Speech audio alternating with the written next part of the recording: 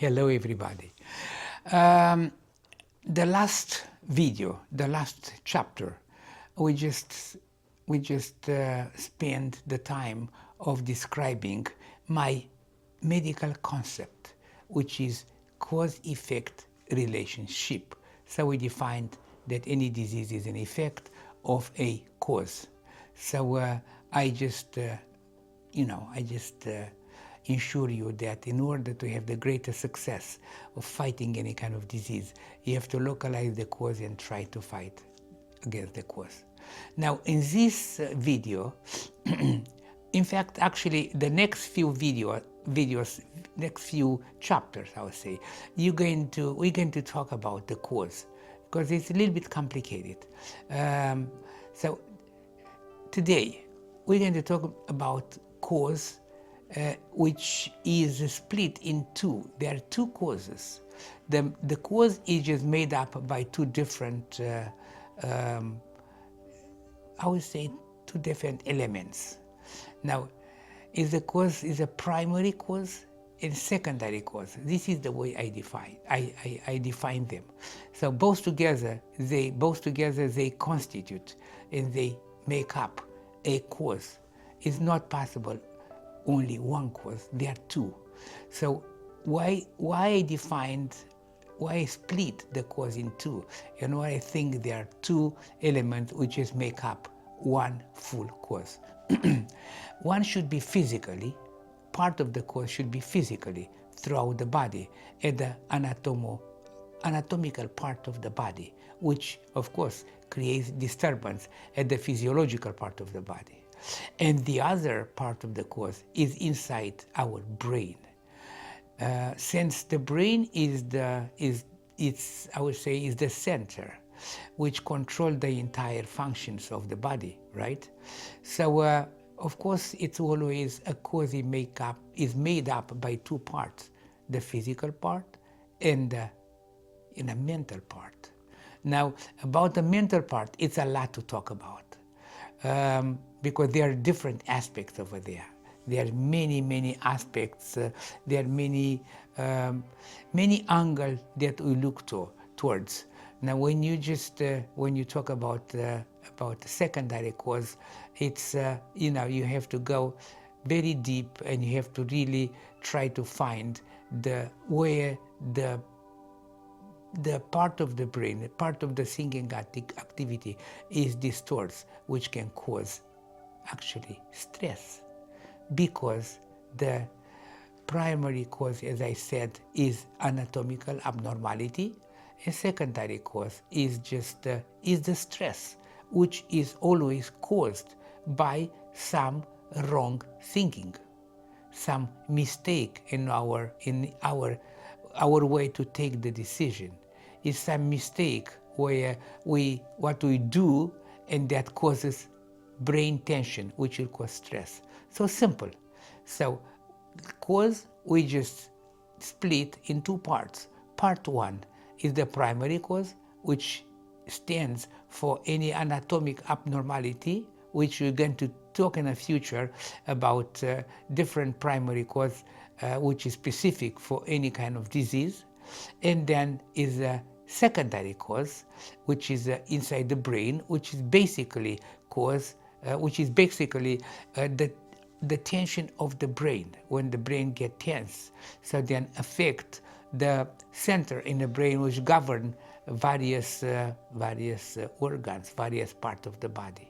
So you see that it's very interesting. It's very simple and very interesting, and it's wonderful to look at it. Now, when you talk about the secondary cause, secondary part of secondary cause in the brain, over there it's so many angles, so many aspects that we have to take in account. You see how wonderful it is? But there is another cause, another part of the secondary cause, which is more complicated and not necessarily more complicated, but you need a special education to understand that one. You need to have a holistic vision, because here, see, human being is not a chaotic existence.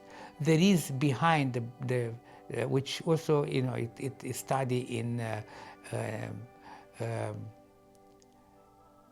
different science, spiritual science. So there is only behind some other entities, which somebody agrees, somebody don't agree. There is a lot of controversy over there, which I like to stay away from that one. I can talk about that only for people who are really knowledgeable in that area, who are really initiated in that area, so we can talk about that one.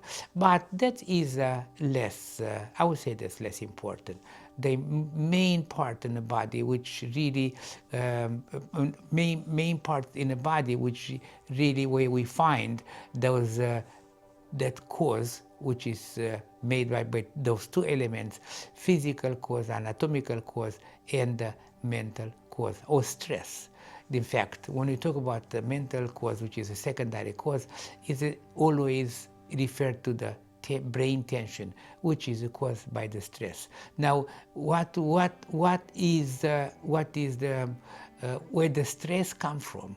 What is producing stress? This is very complex things. There are many different angles that we have to look to. There is many different parts of the thinking machine that we have to look to. When I'm going to talk the mind anatomy, which is a very different way to go through. Very simple, very simple. We don't go into details how many hormones are and how many, what is the neurotransmitter. No, that is a very complex, and anybody know that one because you can look on the internet and you find them. It's very simple. No, we're going to talk very simplistic way, very basic way, and easier for anybody to understand. Actually, we're going to describe the basic. Okay, so that is actually those two causes. Now today we're going to talk in few words about anatomical cause, and I give you a couple examples. What is anatomical cause? Anatomical cause is an abnormality or malformity with the body anatomy, which that anatomical cause, which is called primary cause, because this is the first. Always this is the first.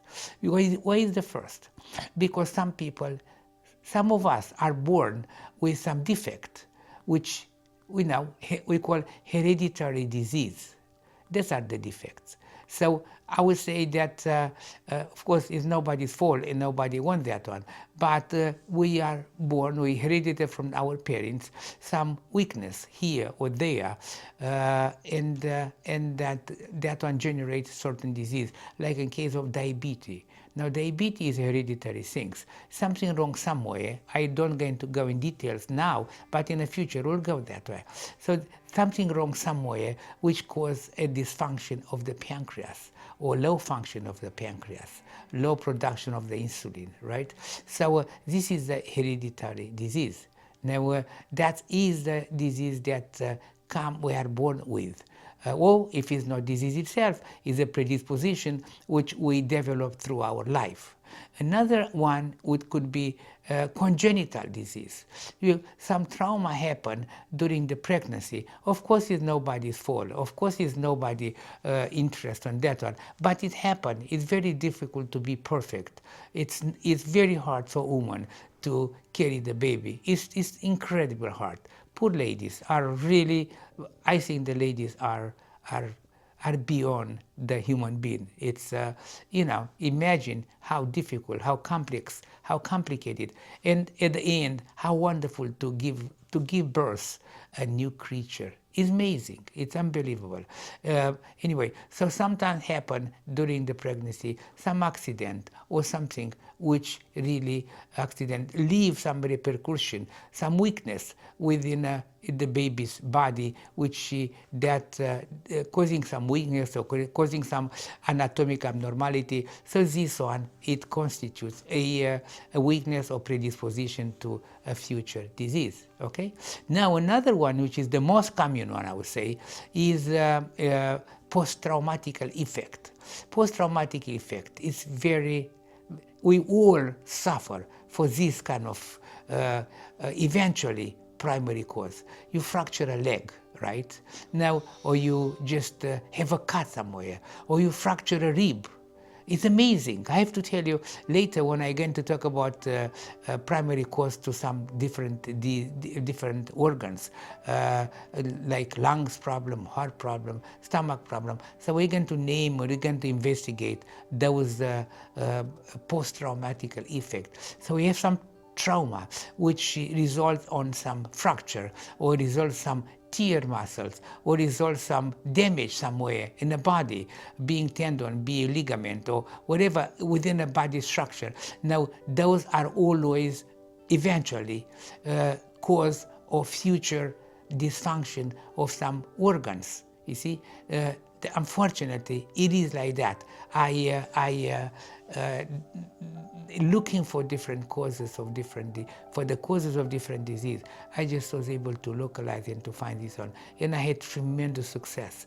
We'll talk about that in details. There is so many, will be many videos that we can dedicate to various organs, which are so easy, so simple to localize, and so easy to address, and so easy to improve the health of that particular organ, and to diminish or eliminate the disease. It's amazing. It's a wonderful thing. Now, here as a primary cause, we localize 3 sources which lead to a primary cause. One is a hereditary disease, which is based on some physical abnormality, anatomic abnormality, which cause dysfunction of an organ. Second is a congenital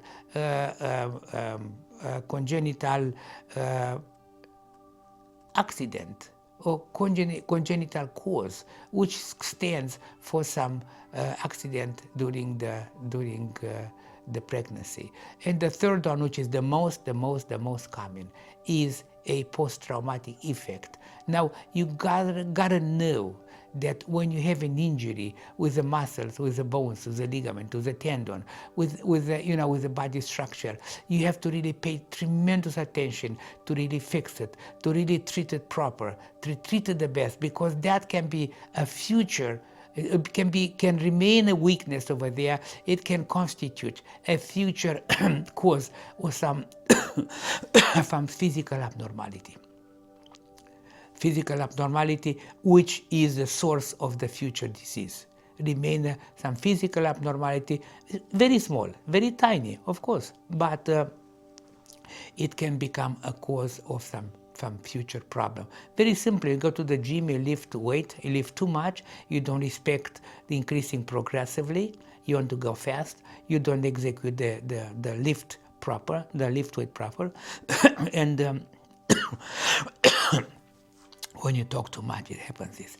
So when you can tear muscles, mostly anterior deltoid, pectoral, so. So, my friends, that is enough for a primary cause. We're going to go over this in a next many videos, going specific for each organ, for each part of the body. I just wish you great luck. So you really look into that, because it's a much to learn, a lot to learn, tremendous source of helping yourself, tremendous source of improving. If you are a doctor or medical personnel, will be a lot to learn and make your performance of helping people much easier, and you have a much greater result. Okay, my friend, you take care, and let me see you next time. Next time we're going to talk about secondary cause. Oh, this is complicated. This one is a tremendous complicated. So see you next time. Okay, guys, goodbye.